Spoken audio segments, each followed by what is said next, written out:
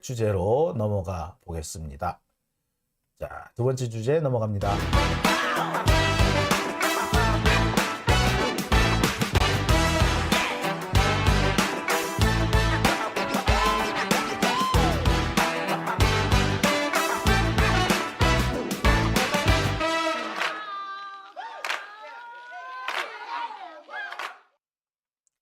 네, 바삭한 돼지 껍당님, 9.19 파기는 윤석열이 이미 선제 타격한다고 할 때에 파기된 거고, 이번에 북한이 무인기 보낸 것 자체가 파기된 것임, 윤석열 지가 파기하고 말고 할 것이 아님. 네, 맞아요. 제 말이 그 말씀입니다. 그런데 그마저도 지금 당장 파기하는 게 아니고 한 번만 더 그러면 이미 뭐냐고. 이미 의미가 없는 상태인데 의미가 없는 거를 파기하겠다 이렇게 자신 있게 말도 못하고 한 번만 더 그러면 참 윤석열 이거 딱 김정은이 딱 비웃기 좋은 그런 거 아닌가요? 참 답답합니다. 자, 그러면 이제 두 번째 주제로 넘어가 보겠습니다. 두 번째 주제, 한 달 사이 영빈관 14번 사용. 도대체 용산으로 왜 옮긴 거니? 자, 이 얘기를 제가 좀 오늘 할 수밖에 없을 것 같습니다. 윤석열 정권, 지들이 취임도 하기 전에 청와대 안 들어간다면서, 청와대에선 단 하루도 근무 안 하겠다면서 용산으로 바득바득 우겨서 대통령실을 옮겨갔습니다. 아무런 미리 사전 준비 없이 거의 그 대통령 그 인수위 두 달을 이 용산으로 옮겨가는 거에 다 허비를 했다고 해도 과언은 아닐 거예요. 돈도 참 많이 들었죠. 처음에는 이사 비용만 산정해서 430억인가 480억인가 라고 든다 그랬는데 나중에 하니까 560억인가 590억인가 어마어마한 돈이 들었습니다. 100억 넘게 들었어요. 자, 거기서 끝나지 않았습니다. 이제 대통령 관저 리모델링 비용을 댄다면서 또 300억이 들어갔어요. 그뿐만 아닙니다. 대통령실이 용산으로 옮겨가면서 그 자리에 있던 국방부 있던 여러 업무시설이 또 딴 데로 옮겨가요. 그러면서 또 돈이 몇백억이 들어갔습니다. 그렇게 해서 당장 눈에 보이는 돈이 380억 정도가 추가로 들어갔어요. 근데 여기에 드러나지 않는 비용이 더 있다고 하죠. 여기서 드러나지 않는 비용이라는 거는 여러분들도 잘 아시다시피 국방부에는 각종 지휘 통신 시설이 있습니다. 지휘소 자동화 체계라 그래서 C4I 시스템도 있는데 이거 다 옮겨야 돼. 대통령실이 국방부로 치고 들어가 버리니까 국방부는 빠져나가야 될 거 아니야. 그런데 국방부는 서류통만 가지고 옮길 수 있는 게 아니라 서류만 가지고 그냥 책상만 옮기면 끝나는 게 아니라 각종 중요한 핵심 통신시설을 다 옮겨야 돼요. 얼마나 이게 복작복작거리겠어요. 그 돈이 얼마? 네, 그 돈이 적어도 수천억 원이 든다. 이런 지금 계산이 나왔고요. 이거 자칫하면 조 단위로 들어가겠네? 이런 얘기도 지금 많이 나왔습니다. 실제로 민주당에서 지난해 여러 번 이 부분에 좀 질타를 했었어요. 그런데 윤석열 정권 뭐라 그랬습니까? 국민한테 청와대를 돌려드려야 된다 하면서 바득바득 우긴 거 아니었어요? 돈 너무 많이 들어간다라고 그렇게 질책을 하는데 국민들한테 청와대를 돌려드려야지 라는 식으로 큰 소리를 떡떡 쳤어요. 자, 그래서 용산으로 옮겨가 놓고 이번 달, 그러니까 지난달과 이번 달 사이, 작년 12월부터 올해 초까지 윤석열이 청와대로 들락날락한 게 모두 14번이나 된답니다. 보면은 지난해 12월 4일부터 청와대를 쓰기 시작해가지고 얼마 전까지 엊그저께 이 신년 연찬회까지 포함해가지고 모두 14번을 왔다 갔다 했답니다. 자, 한번 자세히 보실까요? 제일 먼저 있었던 게 베트남 국가주석 국빈 방문. 이게 작년 12월 5일이었습니다. 이날은 영빈관에서 국가주석을 맞이했을 뿐만 아니라 상춘제에서 친교 모임까지 했었다고 하죠. 사실 지난번에 빈 쌀만인가 왔을 때 그 한남동 공간에서 빈 쌀만 맞이했잖아. 근데 그 사진 그때 보셨죠? 아우 정말 없어 보이지 않았습니까? 이게 뭐야? 국빈 모셔놓고 이게 뭐야? 사진도 너무 이상하게 나온 거. 진짜 사진이 잘 나올래야 잘 나올 수 없는 그런 상황이었잖아요. 그래서 정말 사람들이 비난이 많았습니다. 청와대 그 깔끔하고 잘 지어놓은 영빈관은 어디다 팔아먹고 여기 이상한 데 와가지고 각 티슈 있고 생수통 있고 이게 뭐냐고 지적이 쏟아졌습니다.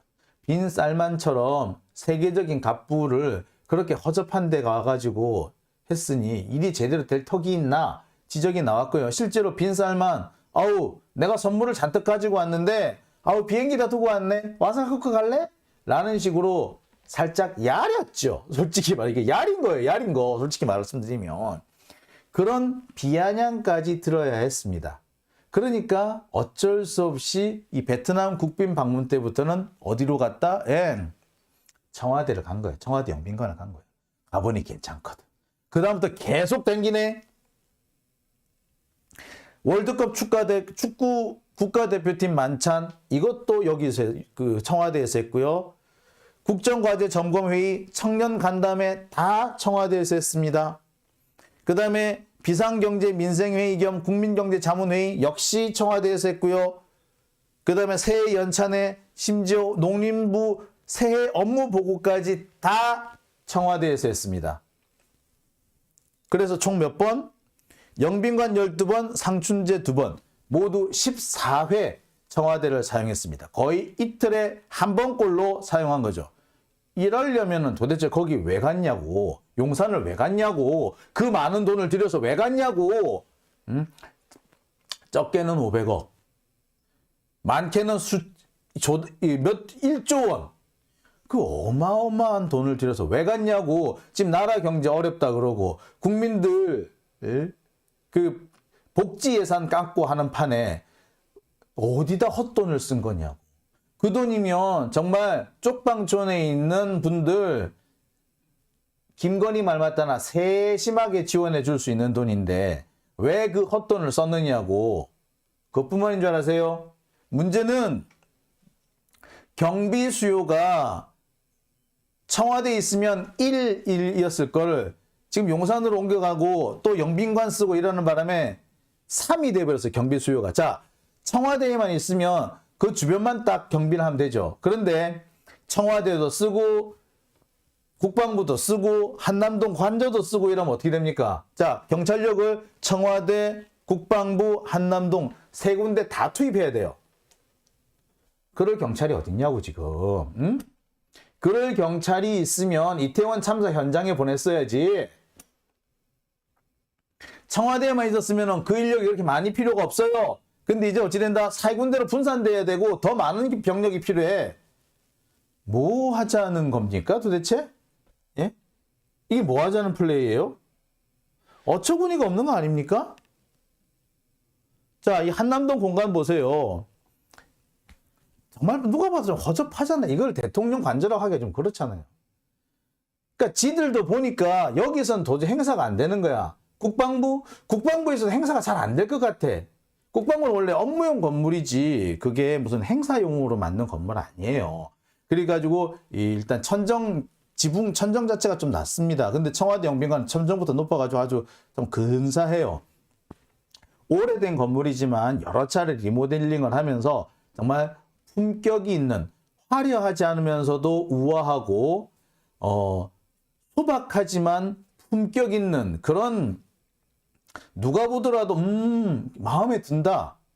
화려하지 않지만 우아하고 소박하지만 품격 있는 그런 모습이라고 참 유명했어요.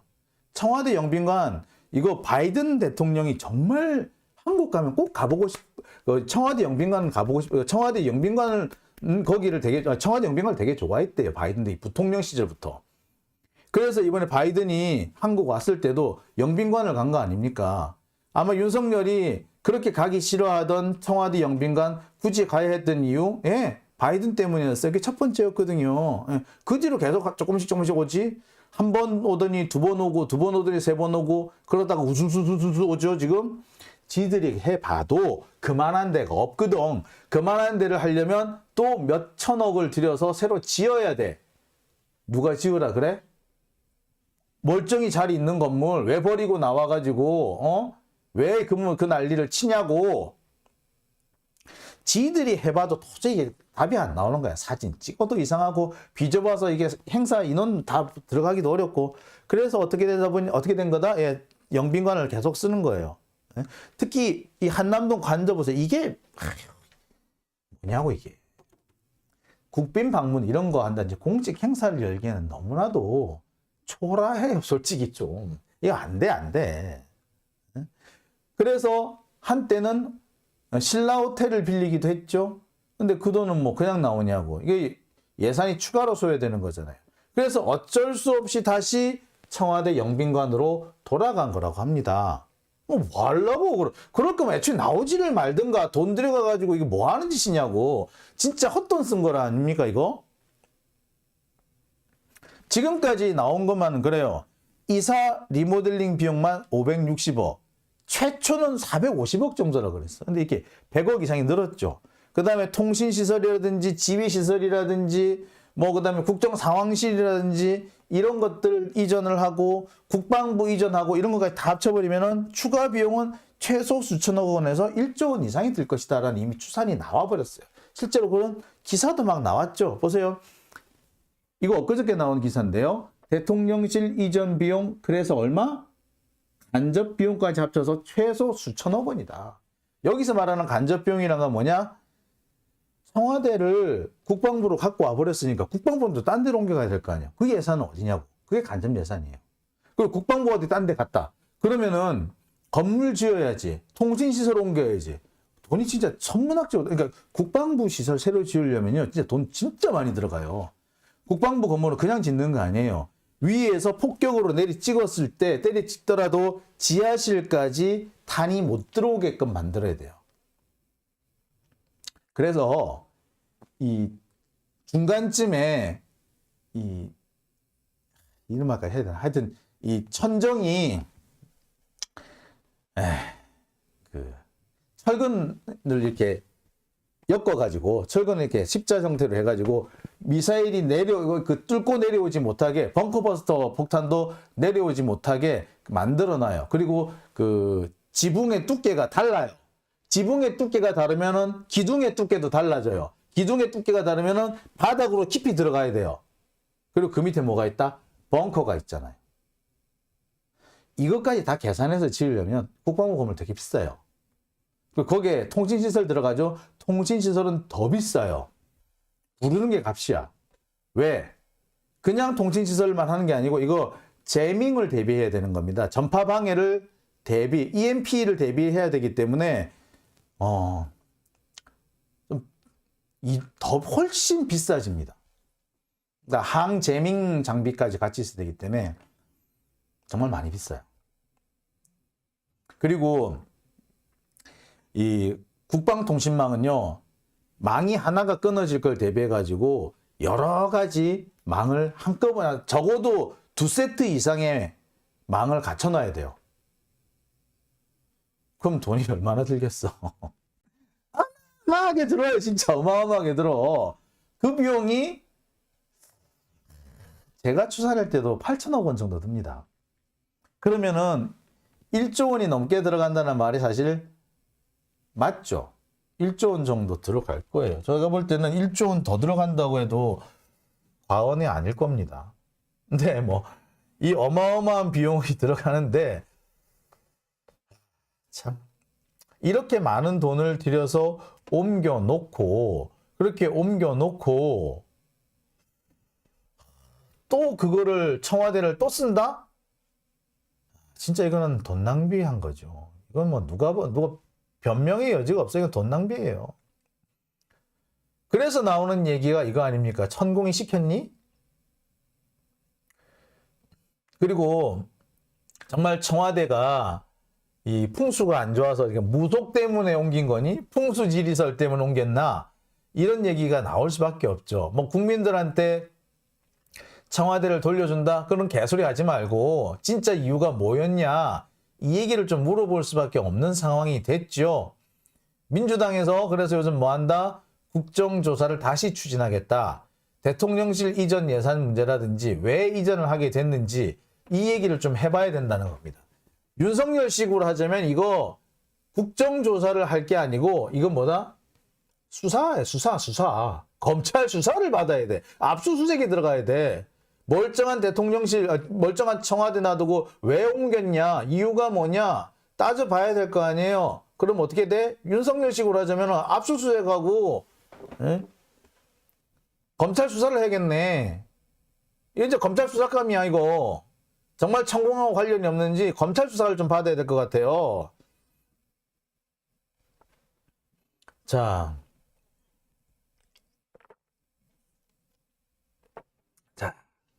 시리에요님 너무 짜증나네요. 경정권. 예. 전시영님 국민 세금으로 사기를 치고 있다. 김정우님 국가안보가 걱정이다. 베리님 열불납니다. 그러네요. 예.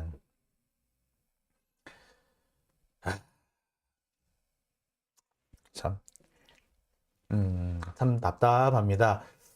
제가 이제 그 병으로도 근무하고 장교로도 근무해가지고 군번이 2개라고 말씀드렸잖아요. 병으로 근무할 때 제가 소속 부대가 용산 국방부 통신대대였습니다. 근데 그 국방부 통신대대가 단순 통신, 뭐 전화 이런 것만 까는 게 아니고요. 지휘소 자동화 체계라 그래가지고 C4I라 그래요. C4I. 예. 컴퓨터 커뮤니케이션 그다음에 커맨더 예. 그다음에 뭐더라 하여튼 뭐 C4I 근데 그 통신 장비와 그다음에 컴퓨터 이런 것들을 결합해 가지고 주요 군사 지휘니까 최고 군 사령부로부터 일선 부대까지 단박에 지휘가 가능하도록 일시에 바로 지휘가 가능하도록 이렇게 만들어진 시스템이 지휘소 자동화 체계라고 합니다. 어쨌거나 C4I라 그러는데 이 C4I 체제가 사실 국방부 벙커 안에 있어요. 근데 이거 대통령실이 국방부로 옮겨가면서 이 C4I도 옮겨야 될걸요. 그게 진짜 승질납니다. 근데 C4I 이게 비싸요. 그때 제가 30년 전에 군 생활을 했는데 그때 돈으로 그게 10조짜리 사업이었거든요. 10조짜리. 근데 그거를 옮겨지는 게 있고 안 옮겨지는 게 있어요. 옮겨지는 거는 옮겨지지만 그다음에 안 옮겨지는 거는 새로 사야 돼요. 그리고 전자장비라는 게 특히 대형 장비라는 게 한번 옮기면은 안정화하는데 좀 시간이 걸립니다. 그럼 그 사이에 이제 안보는 공백인 거지. 이래 걸리고 저래 걸리고 안보에 정말 도움이 1도 안 되는 정권인 겁니다. 지금. 속 터진다.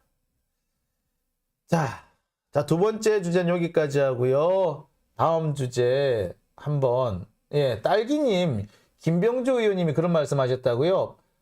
조단위가 들어간다고 하셨다네요. 이경숙님, 동훈이 청와대 압삭하고 수사 좀 해라. 네. 예.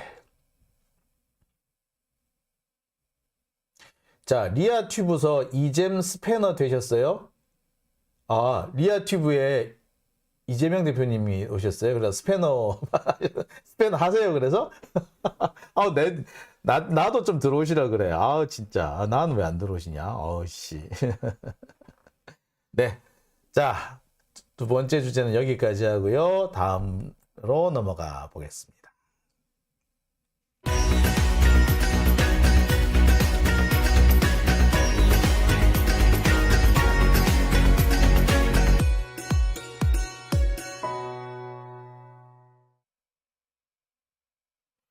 네, 다음 주제는요.